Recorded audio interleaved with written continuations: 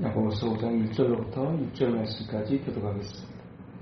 들으라 부한 자들아, 너희에게 임할 고생으로 말미암아 울고 통곡하라.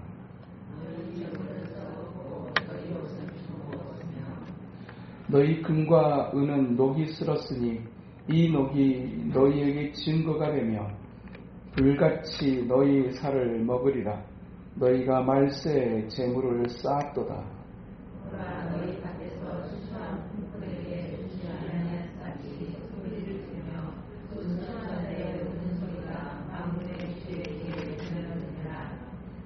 너희가 땅에서 사치하고 방종하여 살육의 날에 너희 마음을 살찌게 하였도다.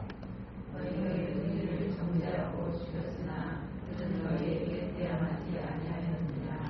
아멘. 이 땅의 삶을 살아가는 데 있어서 우리들의 삶에 영향을 미치는 여러 가지 요소들 가운데 가장 많이 영향을 끼치는 것이 있다면 그것이 무엇일까? 그것은 어쩌면 가장 크게는 돈, 그리고 건강이기 아닐까 싶습니다.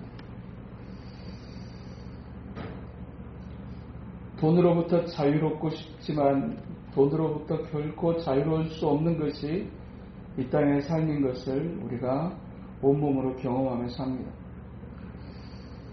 어느 정도의 수준의 것이 우리에게 채워지게 될 때 우리는 그 채워진 그 물질로 인해서 상당한 부분 마음의 안정감을 가지고 또 평안함을 느끼며 살아갈 수 있지만 어느 정도 우리가 생각하는 기대하는 것들이 채워지지 아니하게 되게 될 때 그것은 우리들의 삶을 참 곤고하게 하고 또 힘들게 만듭니다. 믿음 안에 산다고 하는 우리도 역시 그것으로부터 결코 자유스러울 수는 없습니다. 그래서 복을 이야기하게 될 때 성경에 등장하는 복을 이야기하게 될 때도 역시 우리는 물질적인 측면의 것을 전혀 도외시하면서 복을 이야기할 수 없고 또 강건함의 부분을 도외시하면서 복을 이야기할 수가 없습니다. 나이가 들어가면서 돈도 쓸데없고 건강이 제일 중요해 이야기합니다. 근데 돈도 쓸데없고 정말 그럴까요? 돈도 있고 건강도 중요하고 이렇게 가는 거예요. 하나님을 믿으며 산다라고 하는 것, 하나님을 신앙하며 산다라고 하는 것, 믿음이 가장 중요한 것이기에 성경은 곳곳에서 믿음을 강조하고 또 믿음에 관한 말씀들을 참 많은 곳에 기록해두고 계십니다. 그러면서 동시에 이 땅에서 믿음을 지키며 살아가기 위해 우리에게 또 반드시 필요한 신앙의 요소, 기도를 성경은 굉장히 강조합니다. 그런데 성경을 연구하는 학자들의 조사에 의하면 성경 이 66권 안에 믿음에 관해서 쓰여져 있는 글귀가 509절, 그리고 기도에 관해서 쓰여져 있는 구절이 459절, 물질에 관해서, 돈에 관해서 쓰여져 있는 구절은 몇 절 정도 되느냐면 2359절. 믿음의 삶을 살아가는 데 있어서, 신앙생활하는 데 있어서 믿음이 정말 중요하고 기도 생활이 정말 중요해서 그 부분에 관한 말씀이 참 많은 것을 생각할 수 있는데 그보다도 몇 배나 많은 구절이 돈, 물질과 관계되어져 있는 구절들로 구성되어져 있다는 사실은 성경의 하나님 성경은 우리가 이 땅의 삶을 살아가는데 돈으로부터 어떤 영향을 주고받는 삶을 사는지에 대해서 절대로 외면하거나 부정하지 않는다는 사실입니다. 돈이 우리들의 삶에 미치는 영향이라고 하는 것이 얼마나 큰 것인가. 정말로 하나님을 믿으며 살아가는 믿음이 정말 중요한데, 그래서 하나님 앞에 은혜 받는 것도 정말 중요한데, 그 은혜가 반드시 우리들의 삶 속에 이어지기를 기대하는 한 방향이 있다면 그것은 강건함과 물질적인 풍요일 것입니다. 그렇게 믿음을 중요하게 여기시고 또 그렇게 영혼을 소중하게 여기시는 예수님의 3년 동안의 공생의 기간 동안에 예수님이 수없이 많은 가르침들을 제자들과 무리들에게 하셨습니다.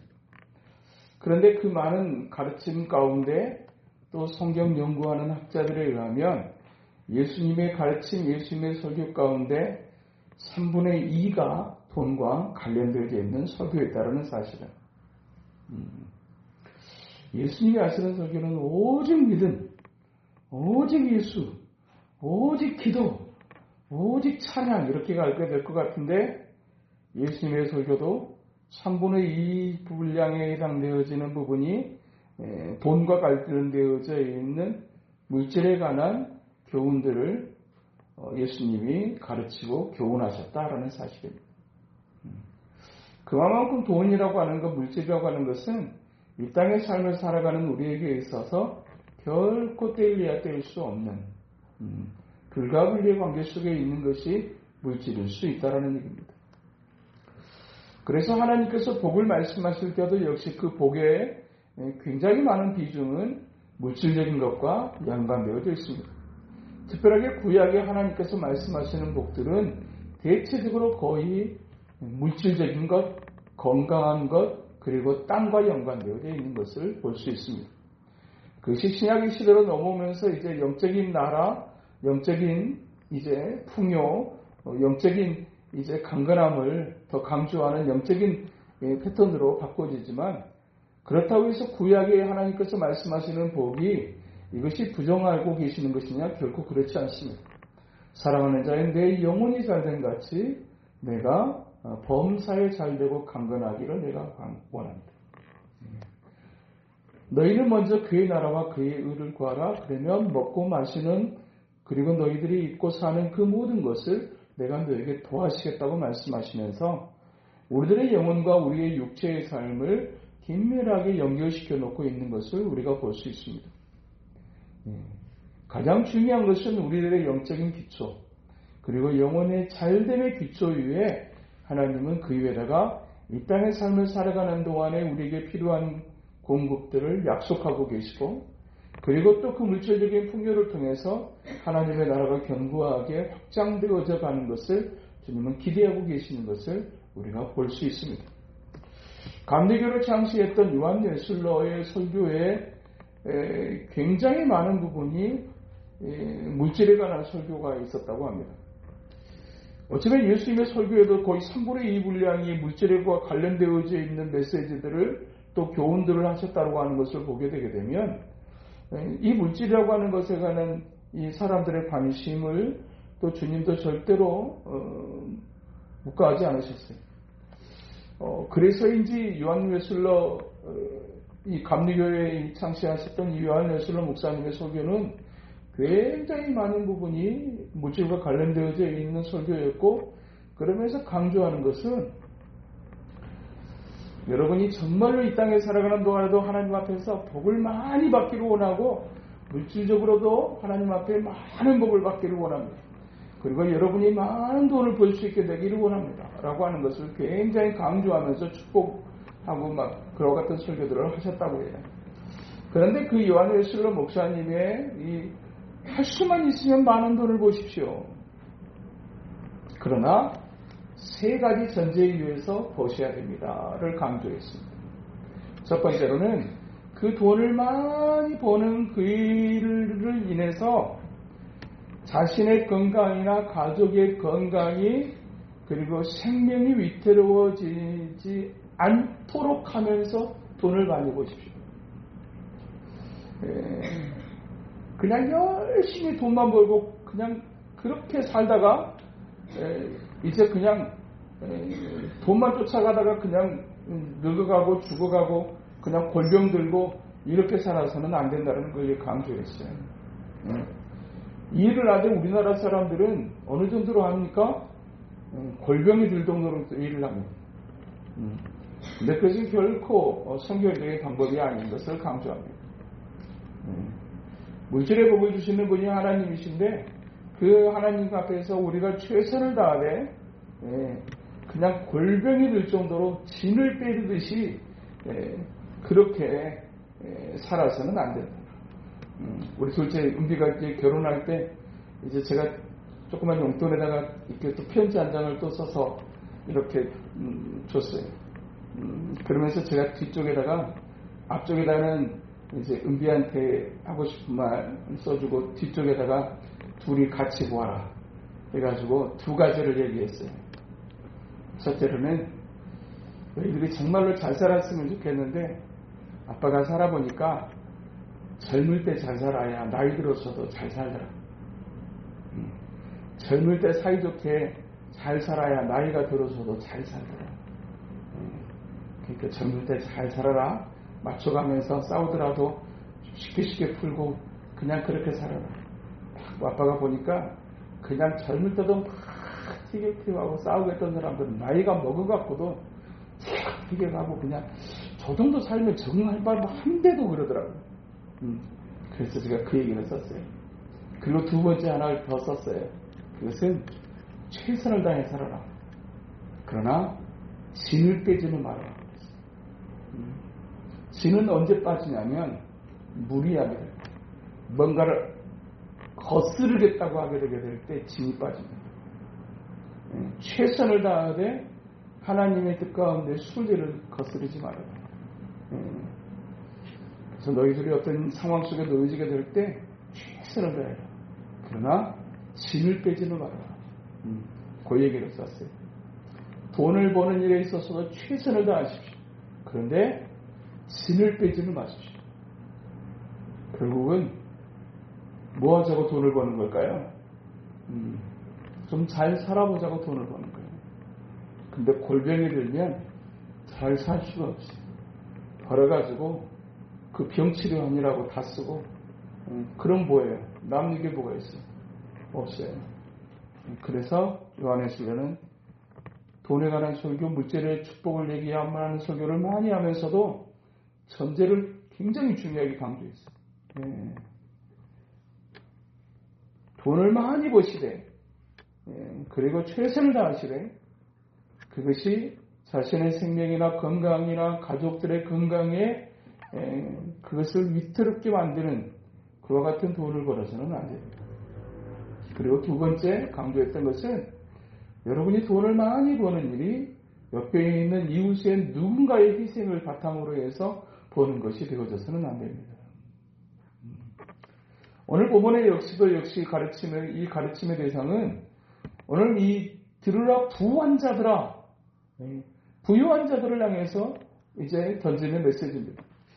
그런데 이 부라고 하는 것을, 이 부하라고 하는 것은 양날의 검과 같은 것이어서 이것을 잘 다스릴 줄 알게 되게 되면 그것이 나에게 충성스러운 종이 되어줄 수 있지만 내가 이 물질의 문제를 잘 다스리지 못하고 이 물질에 사로잡히게 되게 되면 그 물질은 사람에게 폭군이 되어질 것이다 라고 하는 유대의 교훈이 있습니다. 그러니까 이 물질이라고 하는 것이 우리에게 종이 될 수도 있는가 하면 우리를 정말 엄청나게 상하게 만들어버리는 폭군이 되어버릴 수도 있다. 돈에 끌려다니는 인생을 살 것인가 아니면 돈을 끌고 다니는 인생을 살 것인가. 돈을 주인으로 삼는 인생을 살 것인가 아니면 그것이 돈이 내 수하에 있는 내가 내 힘과 내 지혜를 따라 하나님의 뜻을 따라서 잘 쓰여질 수 있도록 하는 나의 종이 되게 할 것입니다. 돈을 많이 벌어야 하되 누군가의 희생을 오늘 본문에도 역시 너희 밭에서 추수한 4절에 보니 너희 밭에서 추수한 자에게 주지 아니한 쌀에 소리를 지르며 그 추수한 자의 우는 소리가 만군의 주의 귀에 들렸느니라 그랬습니다. 이웃에 일한 사람들의 싹쓸 지불하지 아니하고 그들의 희생을 강요하고 그 희생의 바탕 위에 물질을 축적하려고 하는 것, 그것이 하나님 앞에 죄악인 것을 가르칩니다. 그리고 세 번째, 돈을 많이 버시되 여러분의 영적인 침체가 없어야 한다라고 하는 전제 속에 돈을 많이 버십시오. 너무 바빠서 예배를 드릴 수가 없을 정도가 되어진다고 합니다.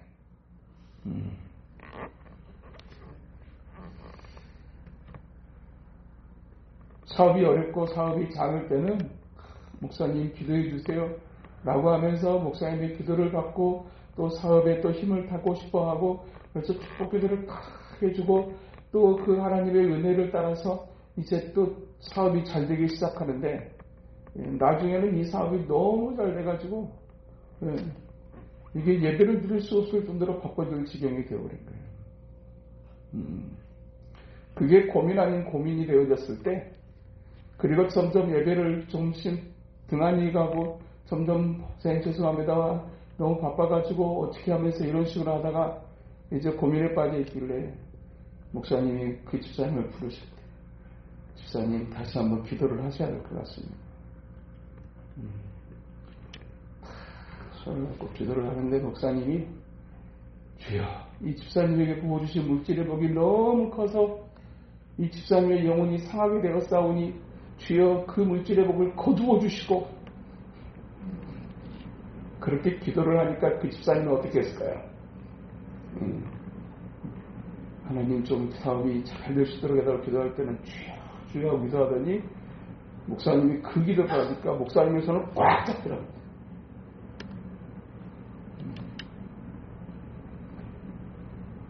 그래도 그 돈이 그만큼 중요한 거예요. 그러나 돈을 많이 벌지만 그 돈이 내게 예배를 드릴 수 없을 만큼의 또 영적인 침체를 초래할 만큼의 돈 버는 일이 되어진다고 하게 되면 그것은 결코 하나님의 영광을 드러낼 수가 없다. 그래서 요한 웨슬레는 돈에 관한 4가지 원리를 얘기했어요.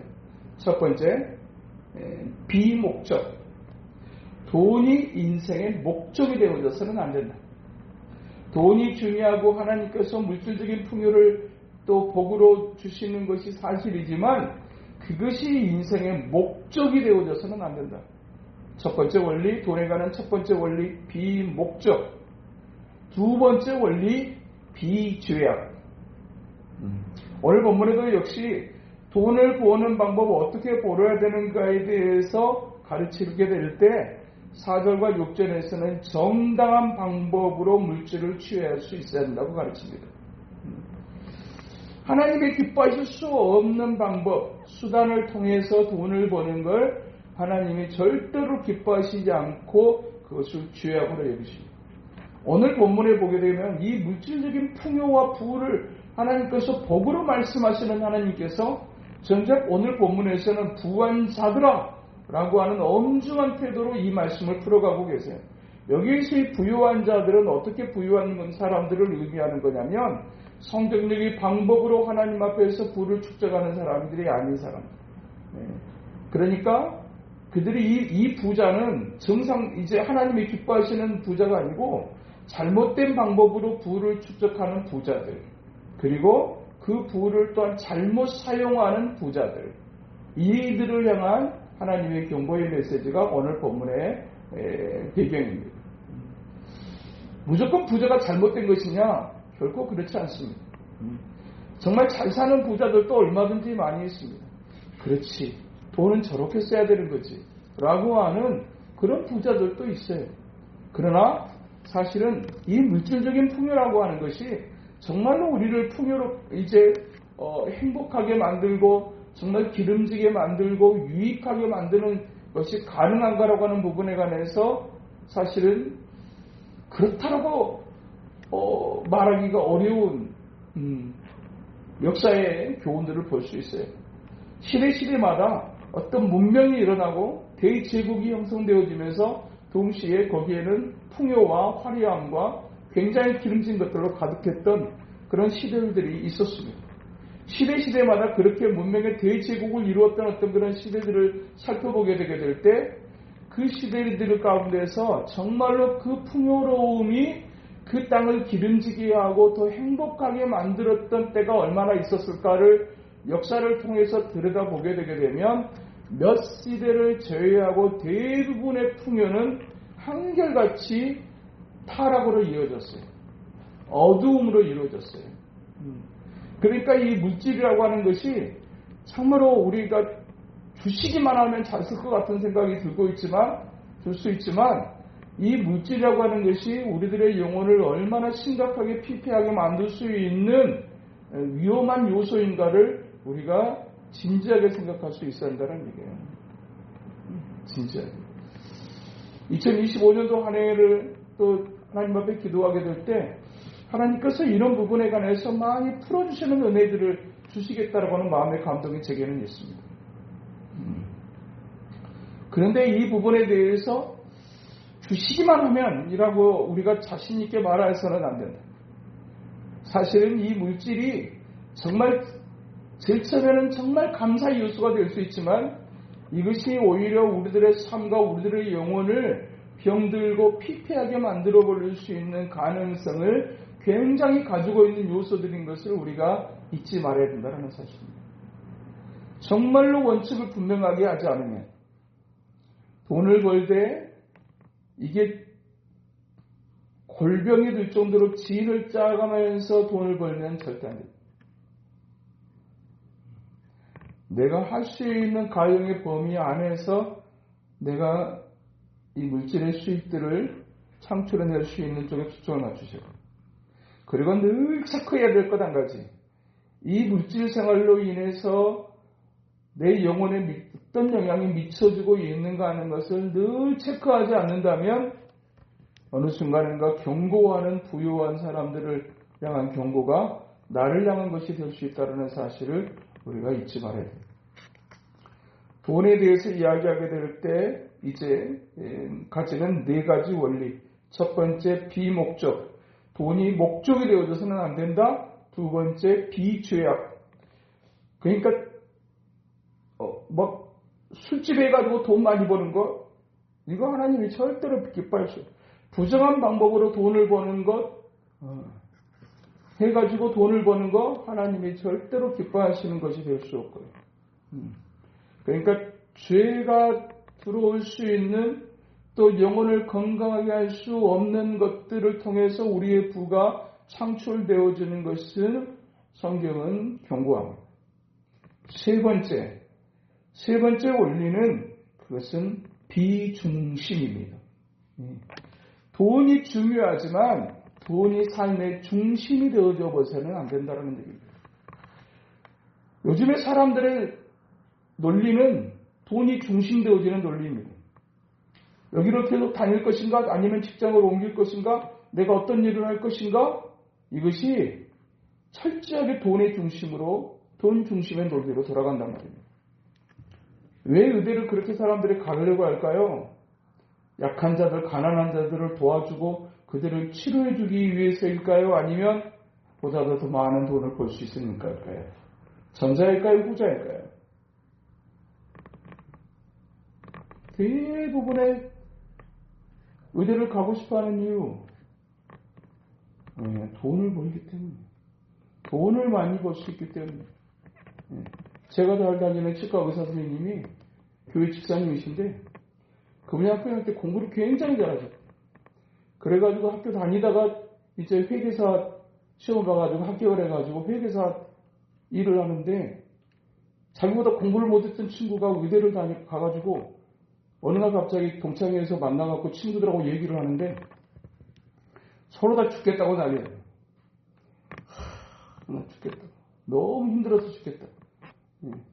근데 그러면서 너 얼마 버는데?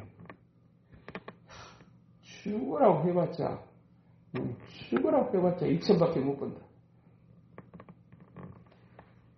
근데 회계사에 있던 그 친구가 나는 죽으라고 해갖고 1억 버는데야 그렇게 얘기했다가 나중에 보니까 2,000밖에 못 번다는 친구는 한 달에 2,000이고 1억밖에 못 번다는 그 집사님은 1년에 1억이고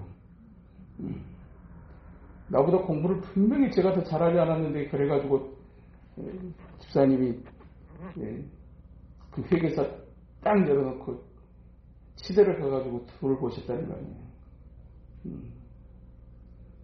그럼 몇 배를 보신다는 거 아니에요.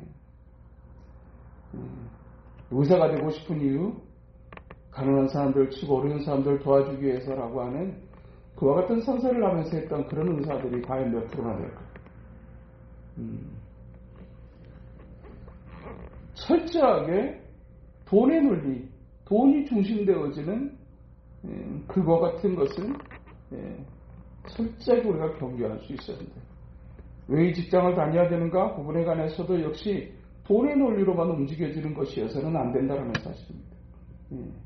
비중심. 그리고 마지막 돈에 대한 중요한 원리, 비우상. 절대로 돈에 끌려다녀 버리는 돈이 우상되어져 버리게 된다고 하게 되게 될 때 그것은 돈을 많이 버는 그것이 그 사람의 영혼을 심각하게 파괴해버릴 수밖에 없기 때문에. 그래서 돈에 관한 설교, 물질적인 어떤 설교들을 많이 하면서도 그것을 또한 굉장히 강조했던 설교의 패턴이 요한예술 목사님의 설교 패턴입니다. 성경도 역시 물질에 관한 풍요를 말씀하시지만 이것이 정상적인 방법을 통한 부가 축적되어지지 이제 부가 창출되어지는 그와 같은 것에 관해서 주님은 심각하게 경고를 하고 계세요.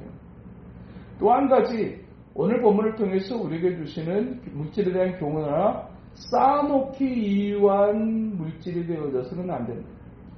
돈을 많이 버는 이유, 벌어서 그것을 쌓아놓는 일은, 저축하는 일은 지혜롭게 사용하기 위한 다음을 위한 이제 중요한 방편이 될 수 있습니다. 그런데 실질적으로 오늘 본문에서 경계하고 아주 무섭게 엄중하게 말씀하시는 이 부자들은 어떤 부자냐? 쌓아놓는 것을 인생의 보람으로 느끼며 사는 사람들. 큰 창고에 곡식이 가득 차 있는 것을 자신의 인생의 행복으로 생각하고 그것을 굉장한 의미와 보람으로 삼고 살아가는 사람들. 그냥 우리하고는 상관이 없어요. 쌓아놓은 적이 별로 없고 그냥 어떻게 너희 재물은 썩었고 너희 옷은 좀 먹었으며 요 정도로 쌓아놓고 계십니까?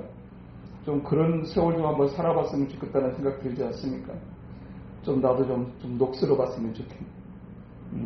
너무 쌓아놔가지고 그냥 썩어가는 그런 모습이 있었으면 좋겠네. 그렇지만 이 쌓아놓는 곳에 대한 경고를 하고 계세요. 중요한 것은 왜 하나님께서 돈을 허락하시고 부어주시느냐? 쓰게 하시기 위해서. 쌓아놓게 하시기 위한 것이 아니라 쓰게 하시기 위해서. 그래서 정말 하나님 앞에서 신실한 신앙생활을 강조했던 청교도들은 인생의 마지막을 살아가게 되게 될 때 제일 부끄럽게 생각했던 것 중에 하나가 뭐냐면 하나님께서 주시는 물질을 다 쓰지 못하고 자식에게 남겨놓은 채로 죽는 것을 제일 부끄러워했답니다. 요즘의 사람들은 그렇게 생각하지 않죠? 할수만 있으면 많이 쌓아가지고 자식에게 많은 것을 남겨줄 수 있는 그것을 굉장히 잘 사는 거로 생각하고 그렇게 살아간다고 생각해. 그러나 영적인 관점, 신앙적 관점에서 본다고 하게 되면 하나님께서 우리에게 물질을 주시는 이유는 무엇인가? 하나님의 나라와 하나님의 의를 위해서, 생명을 위해서 그 물질을 통하여서 그 물질이 도구가 되어지는 삶을 위해서 주님께서 우리에게 물질을 부으시고 복을 더하신다라고 하는 것이 물질에 대한 성경적 개념입니다. 그것에 대해 절제하게 인식하고 있는 그 청교도 신앙인들은 그래서 제일 부끄러운 것 중에 하나가 그 사람이 하나님께서 살아가는 동안에 하나님의 필요를 공급하시고 또 공급하신 그 필요들을 하나님의 기뻐하시는 모습으로 다 쓰지 못하는 채로 죽는 것을 제일 부끄럽게 생각했어요. 그래서 그들은 마지막 인생의 노년의 대거제가 될 때는 자식에게 얼마를 남겨주는 것에다가 계산하는 초점은 인생을 살지 않고 이걸 어디다가 더 효율적으로 마지막까지 쓰고 죽을 수 있을까를 고민했고 그래서 그 청교도들이 정강한 신실한 청교도들에 의해서 정말로 이제 확장되어졌던 이제 제도가 기부제도였어요. 어려운 것에다가 다 기부하고 자식들에게 일정한 부분들이 완전히 그냥 뭐 안 남기거나 그러기는 어렵겠죠. 그러나 일정한 부분의 기본적인 부분들을 제하고 나머지는 전부 다 어려운 것에 사회에 환원하고 기부하고 죽는 것, 이것이 청교도 신앙을 가진 사람들이 영광스럽게 생각하는 삶의 태도였어요. 이 땅에 살아가는 사람들이 물질 중심의 삶을 살아가는 사람들의 삶의 태도와 건강한 하나님의 사람들의 영적인 태도는 이렇게 차이가 있어요. 자식에게 많은 것을 남겨주게 되면 내 자식들이 행복하겠지. 이 정도의 것은 하나님 없이 살아가는 세상 사람들이 살아가는 삶의 방식이라는 얘기입니다. 쌓아놓는 인생, 이것에 대해서 성경은 오히려 경계하고 경고합니다. 너희의 재물이 썩었고 너희의 옷은 좀 먹었으며 너희의 금과 은은 녹슬었으니 이 녹이 너희에게 증거가 되며 불같이 너희 살을 먹을 것이라고 말씀합니다. 그리고 너희가 말세의 재물을 쌓았도다. 쌓아두는 삶. 쌓아두는 이유가 이 일반적인 삶을 하나님 없이 일반적인 삶을 살아가는 사람들의 쌓아두는 이유는 거의 대부분 자기 자식 때문입니다. 내 자식한테 물려주고 유산으로 남겨주고 이게 세상의 사람들의 방식이에요. 그런데 이것에 대해서 주님께서 얼마나 무서운 말씀으로 하고 계시는지 쌓아두는 인생에 되어져서는 안 된다. 주시면 흘려보내는 인생. 갈릴리의 호수가 늘 맑을 수 있는 이유, 그것은 헐몬산에서 내려오는 물을 받아서 가두어두지 않고 아래로 흘려보내기 때문이고, 그러나 사해 바다가 썩어버리고 죽어버린 바다라고 말하는 이유, 그것은 그 사해 바다는 받아놓은 물을 계속 쌓아놓고 흘려보내지 않는 바다가 되기 때문에 그 바다가 죽은 바다가 되는 거죠. 하나님께서 주시는 물질은 반드시 이유가 있음을 기억해야 됩니다. 왜 하나님께서 내게 물질을 주시는가? 하나님의 나라와 하나님의 의, 영혼과 생명을 위해서 그것을 주시는 거죠. 이 의식이 물질에 관해서 물질을 통해서 복을 주시려고 하는 하나님께서 주시는 그 근본적 이유인 것을 깨달을 수 있어야 돼요. 거기다가 초점에 맞춰줄 수 있을 때 갈릴리 호수와 같이 맑은 호수의 삶을 살아갈 수가 있다라는 얘기입니다. 무엇보다도 오늘 본문을 통해서 우리에게 주시는 물질에 관한 또 하나의 교훈 하나가 있다면, 우리에게 허락하신 물질에 대해서 주님은 반드시 계산하시겠다고 말씀하세요. 살피시겠다고 말씀하세요. 살피시겠다. 그 물질에 대해서 살피겠다. 이 종말론적 의식을 우리가 가질 수 있어야 된다는 얘기입니다. 마지막 날에 주님께서 그것에 대해서 분명하게 살피실 것이다. 그것을 쌓아놓고 자기를 위해서 살아가는 사람들을 향해서 주님께서 하시는 말씀 5절, 너희가 땅에서 사치하고 방종하여 살육의 달에 너희 마음을 살찌게 하였도다 그랬습니다. 반드시 그것에 관해서 하나님이 심판하시는 날이 올 거라는 얘기입니다. 내가 너에게 준 시간을 가지고 너 어떻게 살았는지, 내가 너에게 준 물질 가지고 너 어떻게 살았는지 하나님께서 반드시 체크하시겠다는 말씀이세요. 마지막에 심판의 날에 사치하고 방종하는 삶을 살았던, 자기를 위해서 살찌웠던 사람들, 그 사람들을 하나님이 심판하시겠다고 엄중하게 말씀하고 계세요. 그러므로 하나님의 사람들에게 있어서 물질은 거룩한 도구가 되는 것이, 도구식을 가져야 돼요. 하나님께서 내게 물질을 주신 이유, 그 이유가 반드시 있음을 우리가 기억해야 되고, 또한 그 물질을 또 잘 관리해야 될 책임이 우리에게 있다는 사실을 잊지 말아야 합니다.